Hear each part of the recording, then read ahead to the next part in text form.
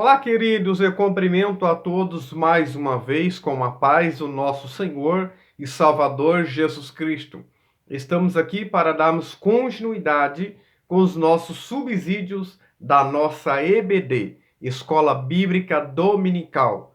Aqui em Presidente Epitácio, nós estamos aqui na Igreja Evangélica Assembleia de Deus, Ministério do Belém. Temos como nosso pastor presidente, nosso pastor Edivanir Alves da Cruz. Todos os domingos, às 8h30 da manhã, na Avenida Cuiabá, 146, em frente à Caixa Econômica Federal. Você é o nosso convidado e a sua família a estar participando conosco. Nós temos várias salas ali específicas conforme a sua faixa etária. E aqui na congregação também, aonde estamos, nós temos aqui na Avenida dos Ipês, 1117, próximo à Praça da Feira do Redondo. Todos os domingos também, às 8h30 da manhã, você é o nosso convidado a estar participando conosco presencialmente. Por quê? Porque é ali que nós vamos estar discutindo, tirando as suas dúvidas acerca da palavra do Senhor Jesus Cristo. E nós tivemos a lição passada que falou sobre a deturpação da doutrina bíblica do pecado, que foi a lição de número 2. Falamos sobre, o que é pecado, que é errar o alvo ou acertar o alvo errado, como diz o nosso comentarista Douglas Baptista. E aí, nós entendemos que a partir do momento em que a pessoa ou a criança, ela peca conscientemente, sabendo que ela está pecando, a partir do momento que ela usa a razão, ela já está pecando contra o Senhor. Então, nós entendemos então o que é pecado. É fazer algo que não agrada a Deus. É você pecar de maneira deliberadamente. Falamos sobre pecado como um acidente de percurso, precisamos entender isso, e pecado que a pessoa faz de maneira deliberadamente, que já está com a sua mente cauterizada. Então, nós vamos, queridos, agora hoje estar estudando a nossa lição de número 3, que vai nos falar sobre o perigo do ensino progressista. Então, hoje nós vamos falar sobre o perigo do ensino progressista. Talvez você, olhando aí esse tema, desta lição, talvez você vai vir na sua mente alguns questionamentos. Será que a igreja ela é contra o progresso? Ela é contra o progresso social, tecnológico, econômico, científico? Não é isso que nós vamos estar tratando exatamente nesta aula ou nesse sentido. Porque você está vendo que você está me acompanhando aqui através desse canal, através dessa tecnologia, desse avanço tecnológico. Coisa que há anos atrás você não conseguia, teria que ser presencialmente. Vemos que tem um progresso de automotores, de carros, Você pode pegar o Fusca, esses carros mais antigos, e pegar esses mais novos. Você vai ver que houve um progresso. Você vai ver que nas faculdades, em todas as áreas, há um certo progresso. A progressão, ela é boa. Porque a palavra progresso do latim quer dizer ir avante, uma marcha para frente, seguir para frente. E a igreja não pode andar para trás. Temos que modernizar, sim. Mundanizar, não. Agora, o progressismo É aí é que tem que tomar esse certo cuidado. O que é progressismo?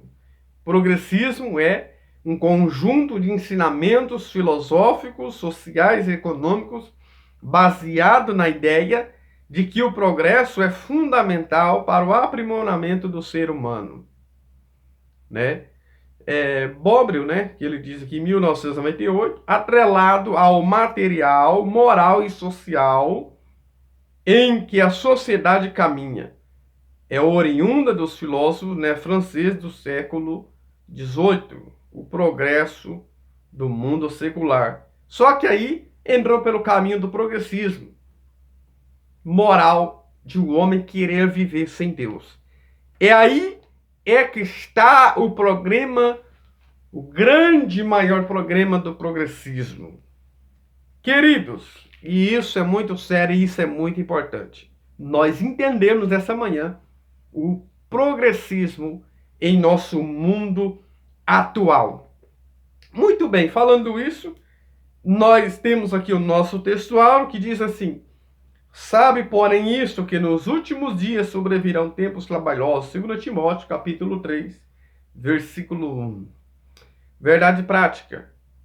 Os ensinos progressistas buscam desconstruir a fé cristã por dentro e afastar as pessoas do cristianismo bíblico, tornando-se as meras militantes de coisas ou causas sociais. Então, o objetivo desse progressismo, desses progressistas, é afastar as pessoas do verdadeiro cristianismo bíblico. E esse é o intuito de Satanás, que vem de maneira sorrateira, para destruir a família, para destruir casamento, né? Aí vem destruir a teologia, né? Então, vem destruir tudo isso. A nossa leitura em graça está em 2 Timóteo 3, do 1 ao 9. Então, queridos, estudamos a lição passada, né, que falou sobre o pecado. E hoje vamos falar sobre quando a pessoa quer destruir a pessoa que tem aqui um conhecimento acerca de Deus. Quer destruir o conhecimento. Existem pecados. Quando falamos sobre pecados, existe pecado de comissão, ou seja, um pecado que eu faço conscientemente. 1 João 3,4. E existe pecado de omissão. É o que eu deixei de fazer. Eu deixo de fazer algo. Tiago 4,17. Aquele que sabe fazer o bem e não faz, comete pecado. Então existe pecado de comissão, que eu faço conscientemente, e aquele que eu faço conscientemente, deixo de fazer também. Então peco fazendo ou não fazendo, ou consentindo também, como diz lá em Romanos capítulo 1. Então, queridos, quando nós olhamos para a palavra do Senhor, lá, Paulo dizendo lá em 2 Coríntios, capítulo 4, versículo 4, Satanás, que é o Deus desse século, ele cegou o entendimento dos incrédulos para que não resplandeça a luz do evangelho. O Deus ali está com D minúsculo. É Satanás que quer destruir o conhecimento da igreja. E se a pessoa não lê a Bíblia, não lê a palavra, ela está fadada ao fracasso, porque ela vai entender. Porque Satanás ali em Mateus 4 e Lucas 4, ele quis pegar Jesus com a Bíblia, usando a palavra, com argumentos que aparentemente são verdadeiros, mas são de engano. E aí, quando falamos sobre conhecimento do grego agnóstico, né? Conhecimento é alguém que domina aquele conhecimento. No hebraico, conhecimento tem a ideia de intimidade. Nós vamos ver lá em Gênesis capítulo 4, verso 1. E conheceu Adão a Eva, sua mulher. Conhecer no hebraico quer dizer intimidade. Você ter aproximação é você ter intimidade, conhecimento com a pessoa. Veja que o conhecimento está atrelado ali no relacionamento entre o marido e a mulher, ou seja, intimidade. Então veja, lá em Mateus 7, 23, Jesus vai falar no final da carreira lá no céu: apartai-vos de maldito, vós que praticais a iniquidade, que eu nunca vos conheci. Jesus quer dizer, não é que Jesus não conhecia, é que ele está dizendo assim, vocês não tiveram intimidade comigo, vocês não tiveram relacionamento comigo. Então o que precisamos ter mais do que nunca nesses últimos dias é conhecimento, intimidade e relacionamento com o Senhor. E Satanás, ele quer que eu e você não tenha essa intimidade, esse conhecimento. Aqui em nossa introdução, vai falar que esses ensinos progressistas, eles enfraquecem a autoridade da Bíblia e suas heresias, né, propagam-se que as escrituras contêm erros. Existe aqueles que falam, aquelas teorias que falam que Deus, né, que a sua palavra contém a palavra de Deus, que aí é um outro perigo, porque ele está dizendo que contém a palavra de Deus, mas contém a palavra de homem. Outros vai dizer que ela tornou-se a palavra de Deus. Essas são as teorias. Mas o que nós entendemos é que a Bíblia, ela é a palavra de Deus. Ela não se tornou e ela nem se contém. Então, nós vamos perceber lá em Mateus 4, e usando o Salmo 91, Satanás, quando vê querer pegar Jesus ali, só que ele não pegou porque Jesus tinha um conhecimento da palavra, ele é a palavra encarnada.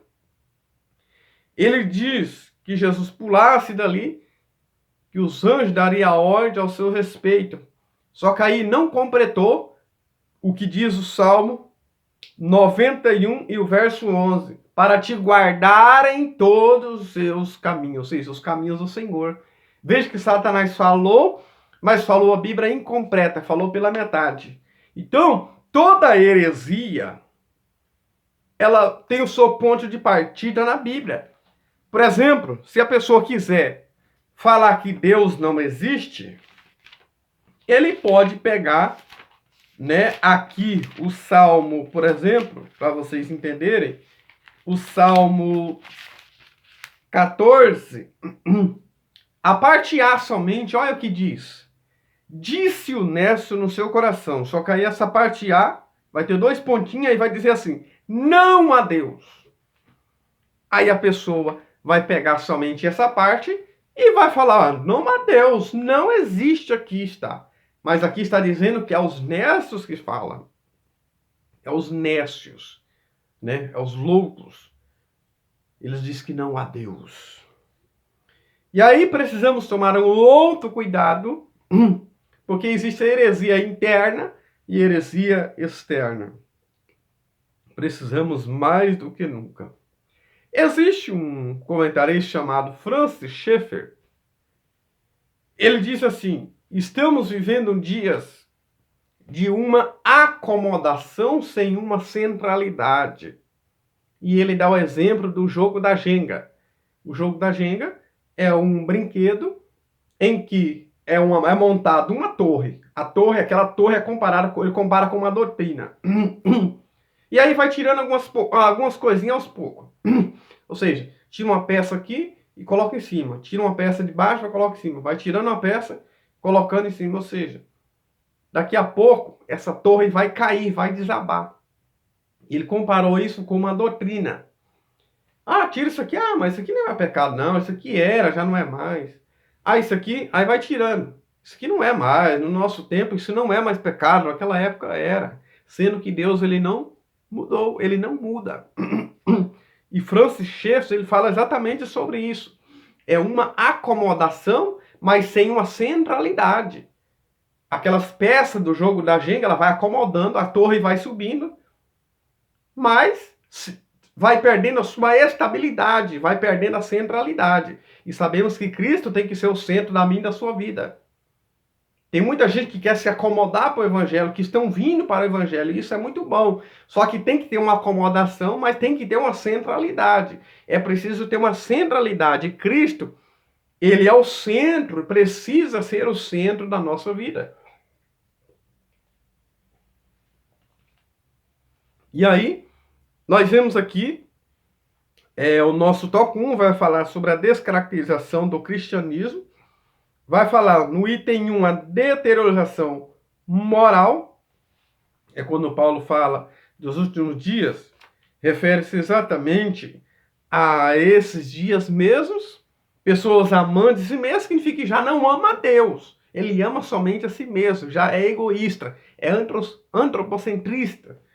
É o homem no centro, né? Porque as pessoas querem, muitos querem usar a Bíblia como amuleto. A Bíblia não tenta, né, provar Deus. Ela é a palavra inspirada por Deus. E a Bíblia é diferente dos demais livros. Por quê? Porque ela é inspirada. Os demais livros são meramente escritos por homens, mas que não é inspirada. E aí nós vemos essa degradação moral, essa má conduta da humanidade, sendo que a Bíblia nos ensina que nós temos que ser santos. Temos que ser santos porque o Senhor Deus é santo. Então, precisamos tomar esse certo cuidado. O item 2 fala a erosão da ortodoxia bíblica. Ortodoxia bíblica quer dizer o conhecimento correto da palavra do Senhor. Aí existe a ortopraxia, né, que é a prática correta. Existe a ortopatia, que é o sentimento correto. É isso que nós precisamos ter.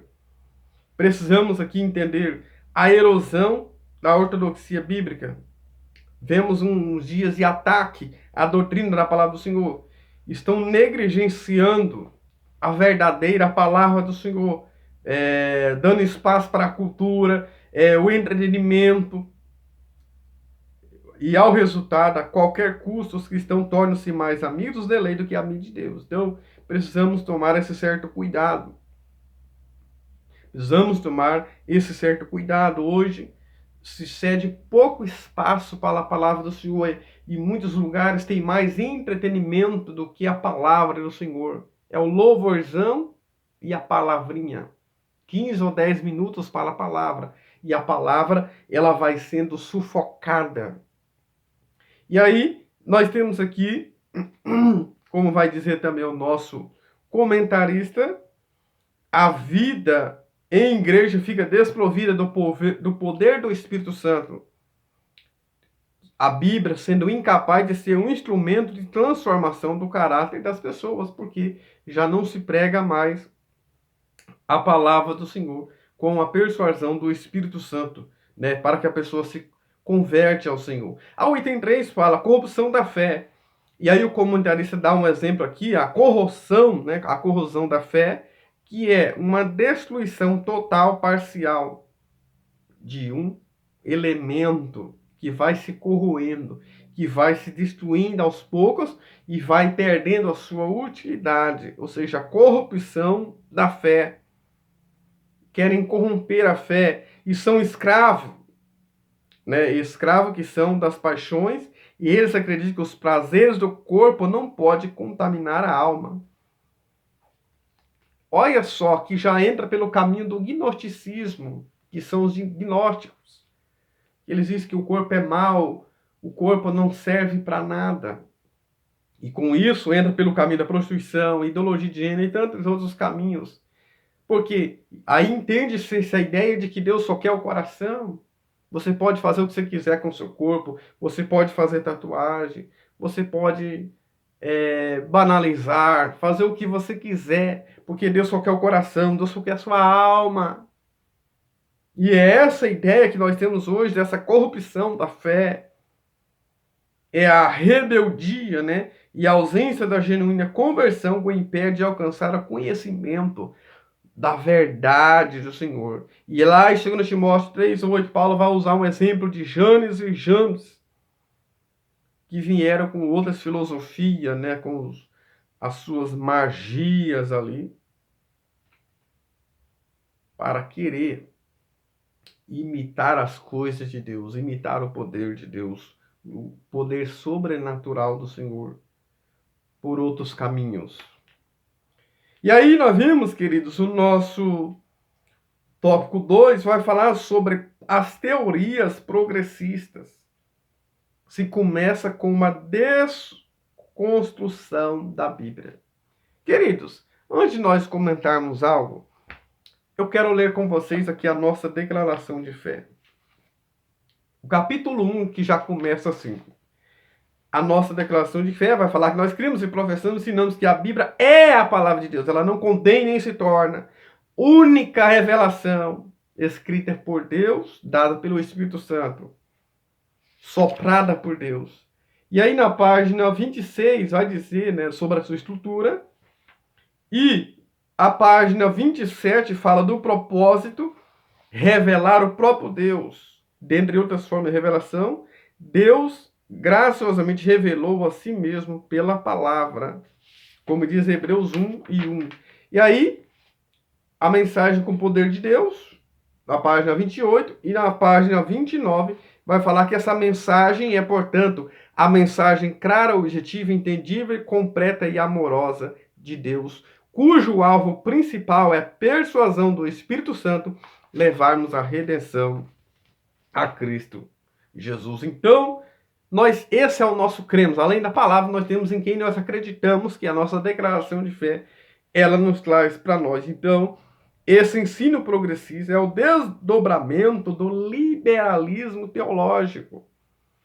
E aqueles que dizem que o que era pecado já não é mais pecado. Eles ensinam que a Bíblia é um livro ultrapassado, precisa ser atualizada, quer mexer nas Bíblias.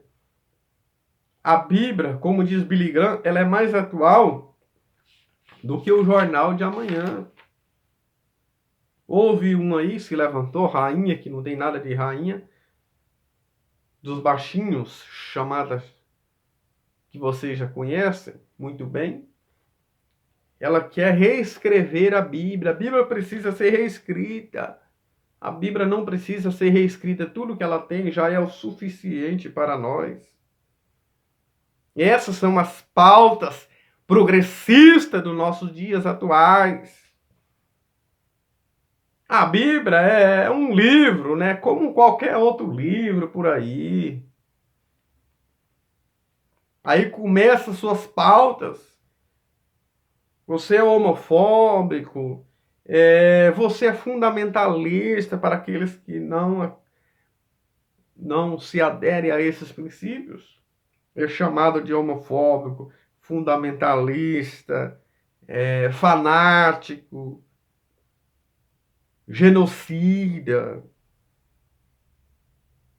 Pautas progressistas são istos.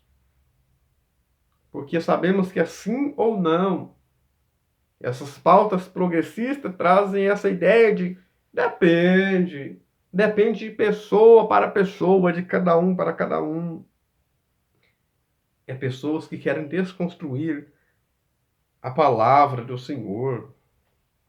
Ensinam, não, mas tem que priorizar o prazer da mulher, sendo que 1 Coríntios 7:3 não é isso que Paulo ensina. Ambos precisam ser satisfeitos plenamente.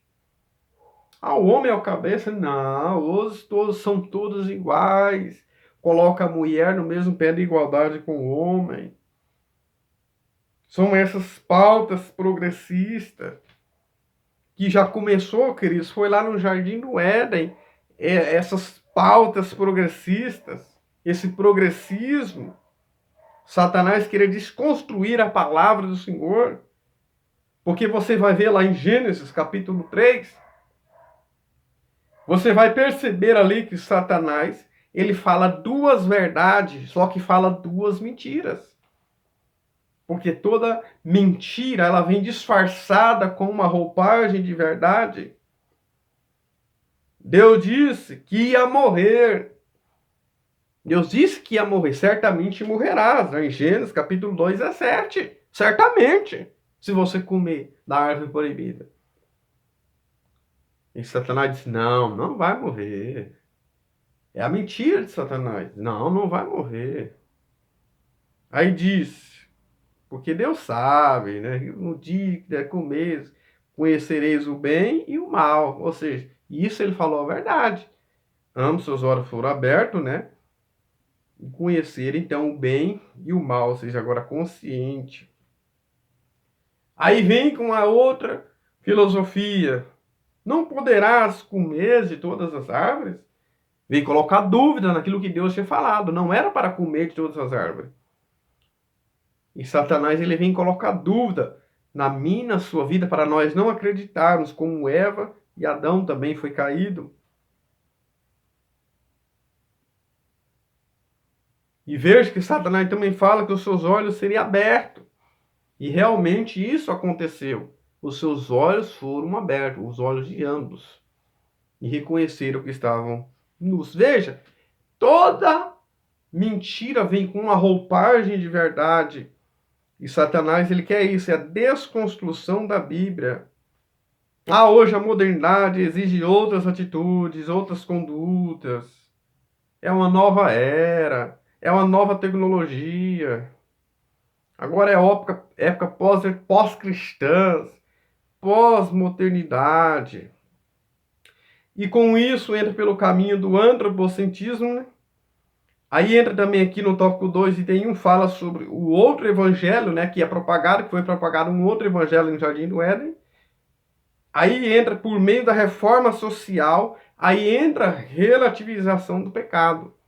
Nós já estudamos a outra lição que falou sobre a teologia social, do pecado social, que diz que é por causa da sociedade, que tem que mudar a sociedade. As pessoas, é a sociedade, sempre joga a culpa na sociedade, é a economia, é isso, aquilo. Aí a sociedade finda sendo culpada e a pessoa se torna inocente. Ah, ele está assim é por causa do ambiente que ele convive. Não, ele está assim ou ela é exatamente por causa do seu pecado mesmo. Essa teologia do pecado social é um perigo porque tira a responsabilidade do homem ou da mulher, né? Paulo disse, pode vir outro, pode ser um anjo, se pregar outro evangelho, seja anátema. Ele diz lá em Gálatas, capítulo 1, né? Houve um também, né, chamado José Luiz, que foi em 1973, né, que ele se dizia, eu sou Cristo incorporado, é um falso Cristo, né? Que Cristo pagou já nossos pecados lá na cruz. Ou seja, ele já pagou. Então o pecado não atinge mais o espírito, fica só no corpo. Esse é o grande perigo. Aí ele fundou o projeto 666 também, e dentre outras coisas. Aí vem aqui o comentarista vai trazer também sobre o teísmo aberto, item 2. O teísmo aberto é uma corrente filosófica que ensina o que eles negam a onipresença, a onipotência e a onisciência. Não conhece, dizem que Deus não conhece o futuro. Como que Deus não conhece o futuro? Se o Salmo 139, 4, não sai uma palavra da nossa boca, Deus já sabe. E eles ensinam esse teísmo aberto da nossa lição aí, que está aí. Você pode estar estudando, ensinando o que é isso. O que é o teísmo aberto? Que ensina isso. Eles negam a onipresença, a onisciência, a onipotência, a presciência de Deus. E fere também, né, os calvinistas de maneira diretamente.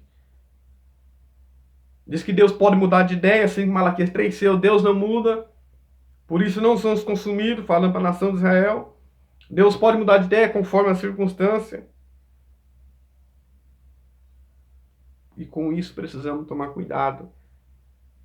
Aí vem o outro, que é a ciência cristã, que é um perigo para nossos dias, que é o seu pressuposto também, leva por outros caminhos, que diz que não é pecado, isso é coisa da sua mente, coisa da sua cabeça.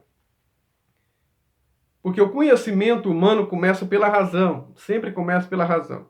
Mas o conhecimento divino, começamos pela fé, como diz Hebreus 11, verso 6. Né?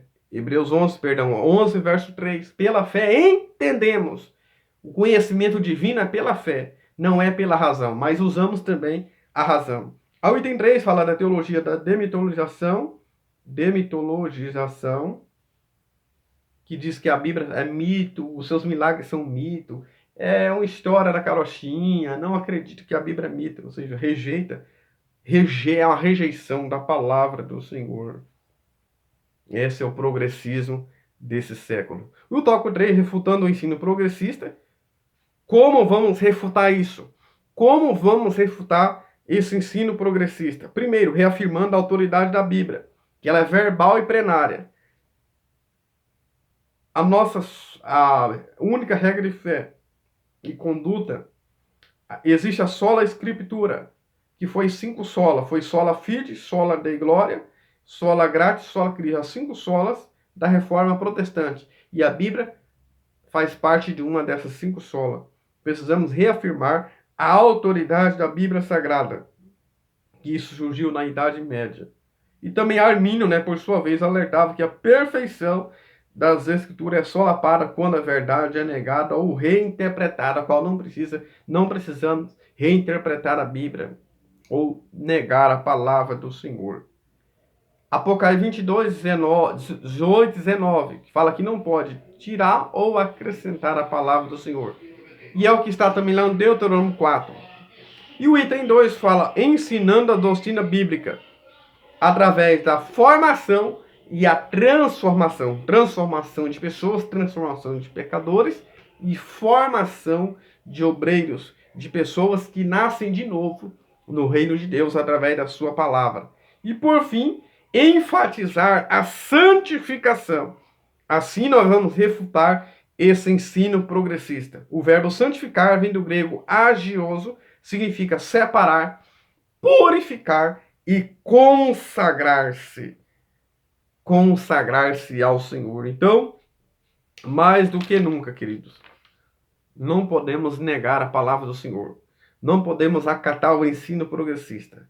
O Salmo 138, verso 2, diz que Deus exaltou a palavra acima do seu próprio nome.